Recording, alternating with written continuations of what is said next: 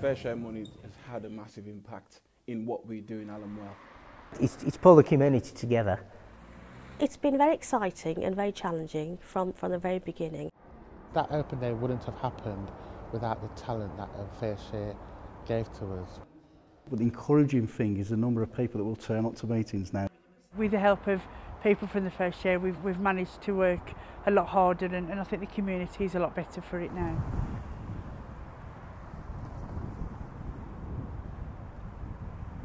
We'd been part of the Neighbourhood Watch for about 2 years, me and my husband. We hadn't had much funding, so we were doing everything off our own bat, paying out bits and bobs, doing raffles to earn some money. And we'd heard about the Fair Share from other residents. So we thought, right, we'll try that route. So we applied for the money. Obviously we got the committee set up, everything was in order. Myself, at the time Jane was chair, I was vice chair, Dean was secretary. The money came in handy to buy things, you know, to give away and to pay for rooms and stuff.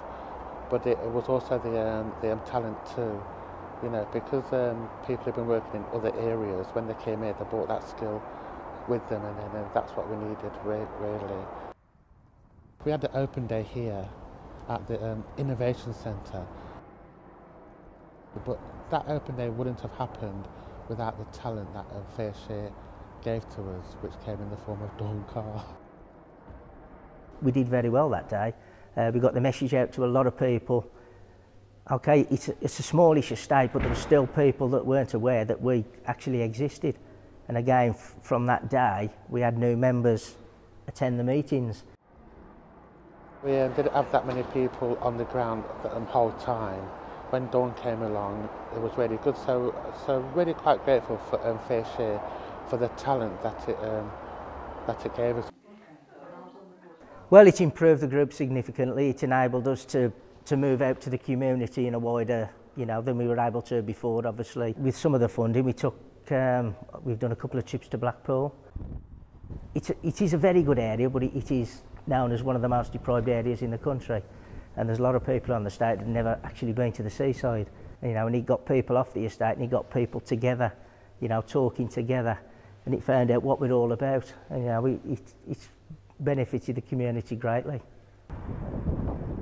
When I first came onto the area, which was 6 years ago, it was one or two members that stood up and said that they would like to start the Neighbourhood Watch and other groups again. We've had a few officers throughout the 5 years we've been Neighbourhood Watch, but PCSO Heartland's been sort of regular throughout, and we do a lot of things together. I'd say it has had a real positive effect because it's brought the communities together more. More people seem to care more about the community, about what was going on in the community, and I'd say that generally was sparked by groups like Neighbourhood Watch. We have a lot more meetings, our money stretches more when they need things. We've bought things for the police, so it's helped them as well as it's helped us. This was a high crime rate area with particular issues around antisocial behaviour, which is having a detrimental effect on the community. My predecessor done some sterling work, but what was really evident that sterling work was the figures was gained, in my opinion, by the help of the local community. And I've got the feeling that since I've been here is that people are now really taking an interest in crime and disorder in the area, and more importantly, they really want to do something about reducing it. And I think, looking in the past, I think that may not have happened. And I think now there's a feeling more of togetherness and people willing to stand up and be counted and to play an active part, which really does make my job far easier. Like the Neighbourhood Watch, we don't have many people coming to our meetings, but we do have a lot of support in the area, so they don't necessarily have to come, but if we need to call on them, then they're there. We're a lot more wiser. For a Neighbourhood Watch thing, we're a lot more settled. We've managed to give ourselves a good few years up front on money-wise, paying for the rooms that we hire. We bought printers and computers, laptops, so we're a lot better and able to look after the community now than we was sort of a few years ago. the fair share money has had a massive impact in what we do in Alumwell. It's given us finances to actually realise some of our dreams, to help other people realise their dreams, in the sense of we've been able to train up people, level 1 youth work for instance. We've been able to allow young people to get involved in positive activities who live in the area and prior to that didn't have a chance to get involved in any kind of extracurricular activities. And Fair Share has also enabled us to meet other people in the community. I'm part of the Fair Share panel. I've been since I've been in post, so I've met a lot of other people from other organisations and I've networked with them, and there's been crossovers in some of the work that we've done. There's a local mosque up the road, and a couple of people from the mosque started coming to panel meetings, and as a result Fair Share has invested a decent amount of money into the mosque to create a community centre.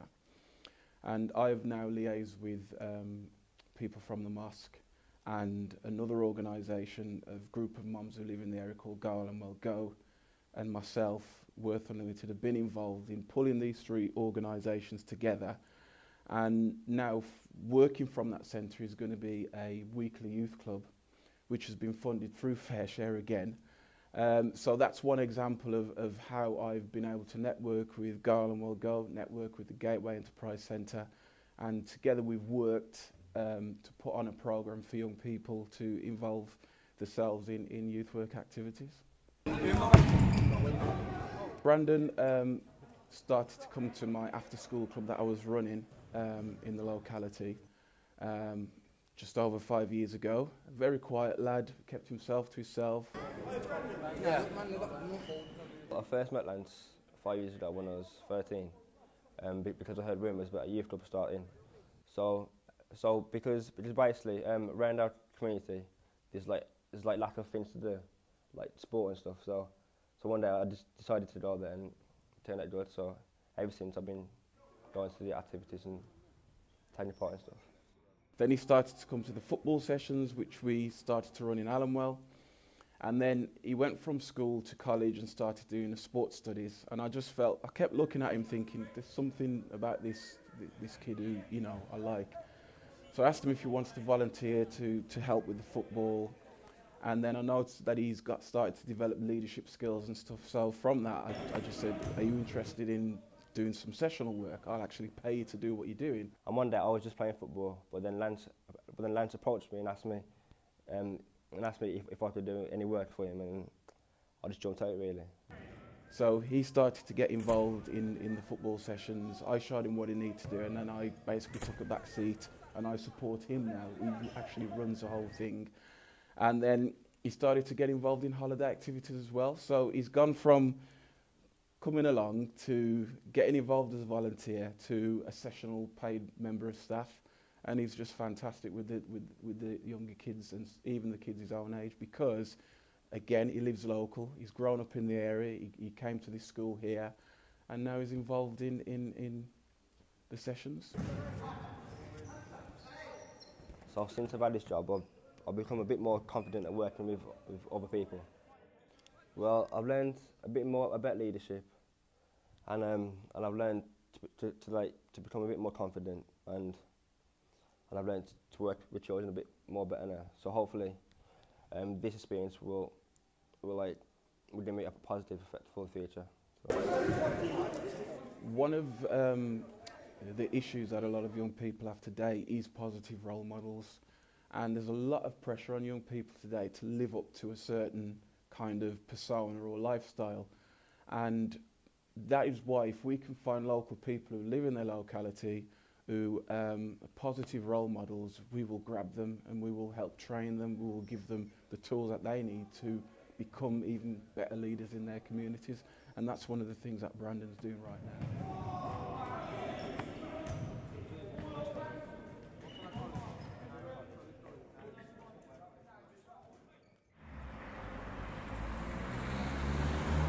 SORTAL stands for Social Opportunities, Recycling and Training. So it was two things really, one to help and educate about environmental issues, and secondly to give people volunteer opportunities and work placements, and perhaps in the longer term offer people short-term job opportunities. Those people that, you know, nobody's going to give them a job because they've got a criminal record or a history of mental health issues. We've had a guy that's in his 50s, he's nearly retirement age, and he came here towards the end of last year, and he said, you know, I feel like I've got some sort of purpose. And you know, when you've had that positive feedback from people, another volunteer, again in her 50s, a lady who'd been out of work through illness, she only wanted to do 1 day a week just to gain confidence, because when people have been out of work for a long time, they lose. It's difficult to get back into the working environment all of a sudden. Hands down to Fair Share really for supporting such an ambitious idea. It was a 12-month project, and you know, it was a risky project in the sense it was a social enterprise, and obviously a social enterprise, it has to generate income, and we are in a recession. So I was absolutely amazed actually that we were granted that first year funding. Well, it's been very exciting and very challenging from the very beginning. I think the problem that we've had is the time scale really. There was too much to do in too little time, and perhaps too few people to do the mammoth task of setting up a premises, branding it, writing policies, writing the volunteer policy, which was very important to me that we got that policy right for people so that we did create the right culture. And simple things like you know, the things to do with, there's two kind of management. There is the management of the premises itself, which takes up more time than you believe, and then there's the management of people as well. You've got volunteers, you've got part-time people working for us, and solving problems on a daily basis and having to make decisions quickly has been quite a challenge, but you know, worthwhile. It has been a great learning experience, and it's been, sometimes we've had such a lovely time in this building, and you know, it has been very worthwhile, and we've all learned so much, and we did create a lovely team, so it was fantastic.